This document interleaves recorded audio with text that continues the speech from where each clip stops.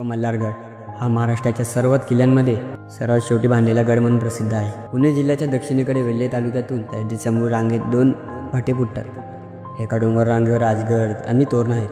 दुसरी डोंगर रांग ही पूर्व पश्चिम पसरलेली आहे. याच रांगेला बुलेश्वर रांग म्हणतात. पुरंदर, वज्रगड, मल्हारगड, सिंहगड हे किल्ले याच रांगेमध्ये आहेत. पुण्याहून सासवडला जाताना लागणाऱ्या दिवेघाटावर लक्ष ठेवण्यासाठी मल्हारगडाची निर्मिती केली गेली. या किल्ल्याची निर्मिती इसवी सन 1757 ते 1760 या काळातील आहे. मराठेशाहीतील हा शेवटचा किल्ला. यानंतर महाराष्ट्रात किल्ले बांधले गेले नाहीत. किल्ल्यास दुहेरी तट असून प्रत्येक तटास हत्ती जातील असे दरवाजे आहेत. पायथ्याला असणाऱ्या सोनोरी गावामुळे या गडाला सोनोरी म्हणून ओळखले जाते. पुण्यापासून मल्हारगड सुमारे 35 किलोमीटर दूर आहे. मल्हारगड हा साधारण त्रिकोणी आकाराचा असून आतील बालेकिल्ल्यास चौकोनी आकाराचे दुहेरी तट आहेत.